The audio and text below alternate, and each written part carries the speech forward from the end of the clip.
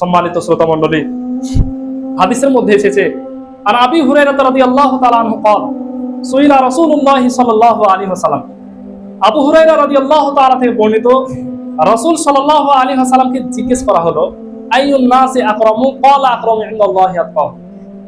নবী করিম সাল্লাল্লাহু আলাইহি ওয়াসাল্লামকে জিজ্ঞেস করা হলো, কোন ব্যক্তি সর্বাপেক্ষা সম্মানিত?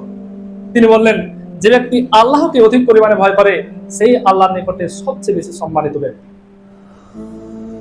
সম্মানিত শ্রোতা মণ্ডলী, হাদিসের মধ্যে আরো এসেছে, আয়েশা রাদিয়াল্লাহু তাআলা আনহা থেকে বর্ণিত, তিনি বলেন, একদা আমরা আল্লাহর রাসূলের সকল স্ত্রী তার নিকটে উপস্থিত ছিলাম।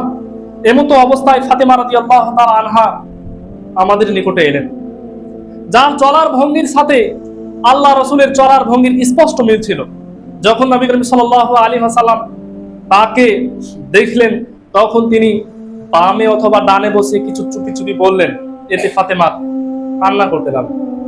যখন তিনি তার অস্থিরতা দেখলেন, তখন তিনি পুনরায় ডানে অথবা বামে বসে কিছু বললেন, এতে ফাতেমা হেসে উঠলেন।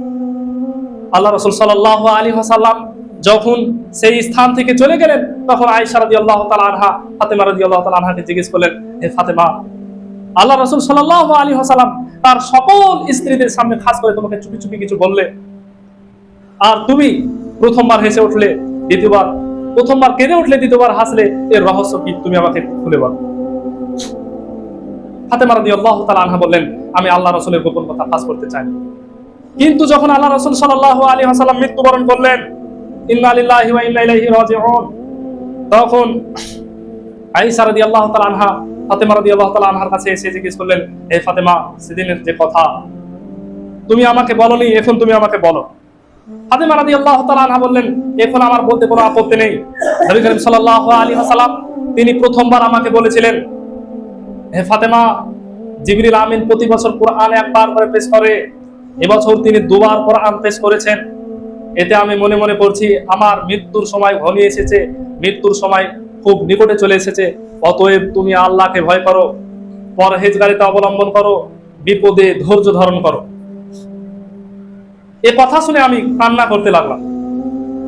তারপরে যখন তিনি আমার অস্থিরতা দেখলেন, পুনরায় তিনি আমাকে বললেন, ফাতেমা, তুমি কি খুশি হবে না? তুমি সকল জান্নাতি নারীদের সর্দারনী, আর আমি তোমার জান্নাতে অগ্রযাত্রী।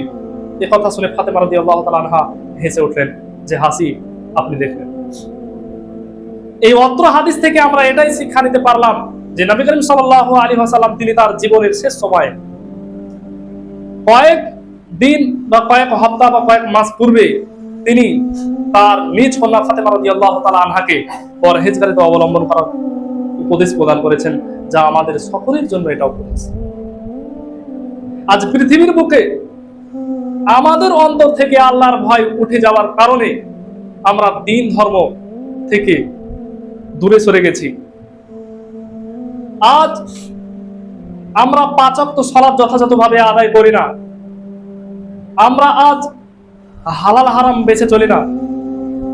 টাকা উপার্জনের ক্ষেত্রে এটা আমরা লক্ষ্য করি না। এটা কিসের কারণে? আমাদের অন্তর থেকে আল্লাহর ভয় উঠে যাওয়ার কারণে। আল্লাহ তাবারক ওয়া তাআলা যে সমস্ত কর্মের আযাব শাস্তির কথা উল্লেখ করেছেন কোরআন এবং হাদিসে, সে সমস্ত বিষয়ে থেকে আজ আমরা বিরত। আমরা সেগুলো অন্তর থেকে বিশ্বাস করি না। যদি আমরা করতাম, তাহলে আমাদের দ্বারা পাপ, অন্যায়, ভুল হওয়াটা অসম্ভব। সম্মানিত শ্রোতা মণ্ডলী, যে যত বেশি পরহেজগার হতে পারবে এই দুনিয়ার বুকে, যে যত বেশি তাকওয়াশীল হতে পারবে, কাল কিয়ামতের মাঠে সে তার সাকসেসফুল মানে সে সফলতা তত বেশি হতে পারবে। মুআয ইবনে জাবাল রাদিয়াল্লাহু তাআলা আনহু বলেন, রাসূলুল্লাহ সাল্লাল্লাহু আলাইহি ওয়াসাল্লাম যখন আমাকে ইয়ামান পাঠান, তখন তিনি আমাকে কিছু উপদেশ দেওয়ার জন্য বের হলেন। আমি সাওয়ারির উপরে ছিলাম, আর নবী করিম সাল্লাল্লাহু আলাইহি ওয়াসাল্লাম সাওয়ারির নিচে। তিনি আমাকে অনেক উপদেশ দিলেন। দেওয়ার পরে শেষের সময় বললেন, হে মুআয, সম্ভবত তোমার সাথে এবছরের পর আর আমার দেখা হবে না। হতে পারে তোমার সাথে আমার আর দেখা না হতে পারে। অতএব তুমি আল্লাহকে ভয় করো, পরহেজগারিতা অবলম্বন করো।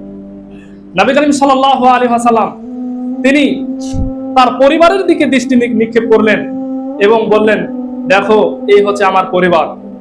এরা মনে করে যে তারাই হয়তো মানুষের মধ্যে সবচেয়ে বেশি আল্লাহ আমার নিকটবর্তী, কিন্তু তা নয়।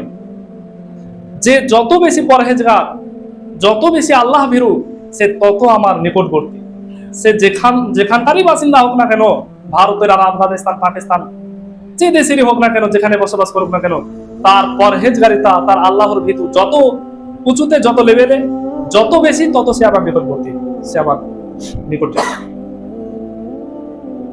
হাদিসের মধ্যে আরো এসেছে পরহেজগারিতার ব্যাপারে। আবু হুরায়রা রাদিয়াল্লাহু তাআলা আনহু বলেন, রাসূল সাল্লাল্লাহু আলাইহি ওয়াসাল্লাম বলেছেন, কাল কিয়ামতের মাঠে 7 শ্রেণীর মানুষকে আল্লাহ তাবারক ওয়া তাআলা বিশেষ ছায়া প্রদান করবেন। 7 শ্রেণীর মানুষ, যেদিন তার ছায়া ব্যতীত অন্য কোনো ছায়া থাকবে না।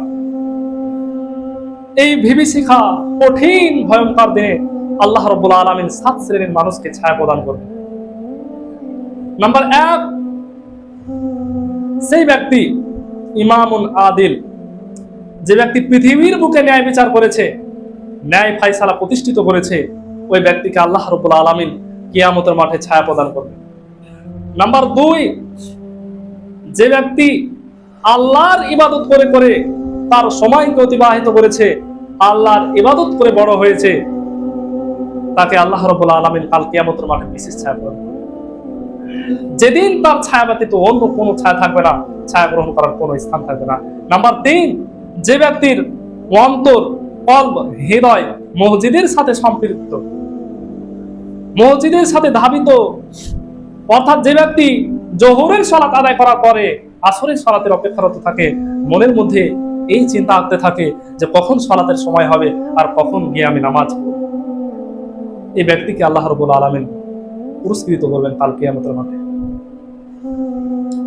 নাম্বার 4, যে ব্যক্তি আল্লাহকে সন্তুষ্ট করার জন্য, শুধুমাত্র আল্লাহর সন্তুষ্টি লাভের জন্য কোন মানুষকে ভালোবাসে, কোন সৎ মানুষকে, কোন পরহেজগার মানুষকে, আল্লাহ ভীরু মানুষকে শুধুমাত্র আল্লাহর জন্য ভালোবাসে, এই ব্যক্তিকেও আল্লাহ রাব্বুল আলামিন কাল কিয়ামতের মাঠে ছায়া প্রদান করবে। নাম্বার 5, যে ব্যক্তি নির্জনে আল্লাহর ভয়ে কাঁদে, নির্জনে আল্লাহর ভয়ে চোখ দিয়ে অশ্রু বিসর্জন ঝরায়, যখন পৃথিবীর মানুষ সকলে ঘুমিয়ে যায়, সবকিছু নিঃশব্দ হয়ে যায়, তখন সে তার পাপের কারণে হয়তো কোনো সময় ভুল হয়ে গেছে, অজান্তেই ভুল, সেই ভুলগুলো আল্লাহর নিকটে পেশ করে, আল্লাহর সামনে তুলে ধরে বলে, আল্লাহ অমুক সময় অমুক কাজটা, অমুক ভুলটা আমার দ্বারা হয়ে গেছে, আল্লাহ তুমি আমাকে ক্ষমা করো।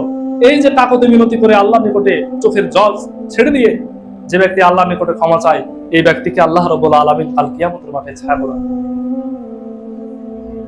নাম্বার 6, এমন যুবককে, কোন যুবককে পথভ্রষ্ট অশ্লীল মহিলা তাকে মন্দ কাজের জন্য আহ্বান করে, ডাকে, আর তখন বলে আমি আল্লাহকে ভয় করি, আমি এমন কাজ কোনোদিন করব না। যে ব্যক্তি এমন কাজ থেকে বিরত থাকলো, নিজের নাফসকে রক্ষা করলো, আল্লাহ রাব্বুল আলামিন বলছেন, যেদিন আমার ছায়া ব্যতীত কোনো ছায়া থাকবে না, সেদিন আমি তোমাকে ছায়া প্রদান করব।